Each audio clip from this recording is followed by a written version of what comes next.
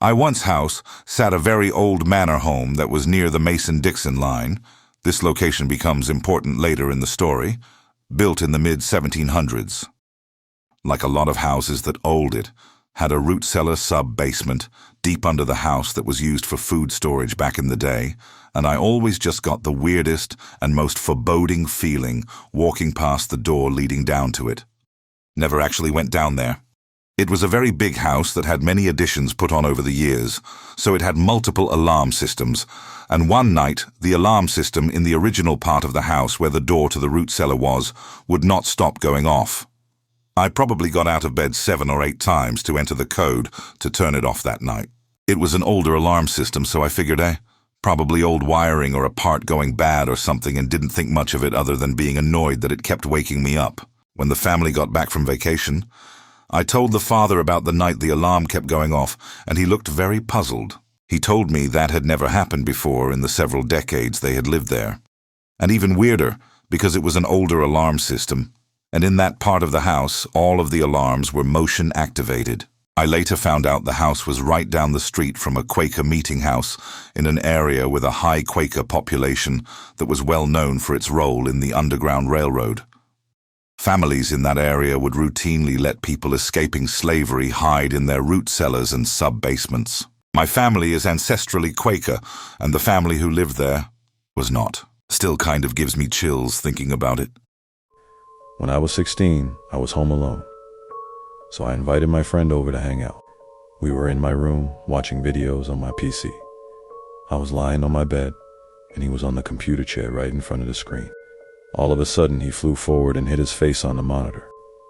It looked like he got tackled from behind. He turned around and asked me if I did that, and I said no. So he immediately said he has to leave. He doesn't want anything to do with ghosts. Then he started running downstairs to leave. But I was begging him to stay because I was home alone and scared. Well, immediately after he leave, I shut the door and go to the bathroom to pee. As I'm peeing, a whole roll of toilet paper unraveled right before my eyes, and I got so scared, I ran out the bathroom. And I stayed in my room until I heard my aunt come home. When I walked downstairs, she was picking up the toilet paper, and she said, "I guess the ghost dropped this again." But I didn't tell her I witnessed it because I didn't want to get in trouble for leaving it there and leaving the light on and not flushing. But that house was so haunted that we would hear people walking in the basement up the stairs to our kitchen. And it got so frequent that we put the refrigerator in front of the basement door to just block it. I can't remember exactly how old I was when this happened, but I think I was around 9 or 10. My niece was staying around my house for a few days visiting. She lived quite a few hours away, so I didn't get to see her very often. Me and my niece decided to play hide and seek together. We played a few rounds. She would always make me count because she hated being the seeker. I begged her to let me hide this round, so finally she let me. She started to count in the living room. I snuck myself upstairs to my bedroom. I hid inside my wardrobe behind some clothes and sat and waited. Eventually I heard footsteps make their way towards my bedroom. My bedroom door was already open. I saw a shadow loom over the wardrobe through the crack of the door. I sat there waiting for her to open it. I was sure she knew that I was in there. She was stood in front of it for a good 15 seconds. Then I saw the shadow through the crack disappear. It looked like someone had just stepped off to the side. I thought maybe she was pranking me or something, acting like she didn't know I was in there. I decided I was going to try scare her by throwing the wardrobe doors open to jump out at her. So I did. But when I jumped out, she wasn't in my room. There was no one in my room. I immediately got chills and ran downstairs. I went back into the living room, and my niece was sat on the sofa on her iPad. I asked her if she was in my room, and she told me that she hadn't even been up there to check. She told me she'd gotten bored and given up ages ago. I'm still confused to this day about what that was, because I literally heard footsteps walk into my bedroom and saw a shadow through the wardrobe, as if somebody was stood in front of it.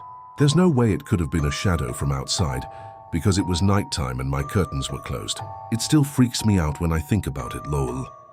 40 years ago, a buddy and I were fishing along the Georgiana Slough, which runs along Tyler Island Road and Racetrack Road. We had been fishing all night for cats. We decided to head back to town the following day at noon. As we were heading west down Racetrack Road, which is a dirt road with cornfields on both sides, we came up on this old memorial on the side of the road.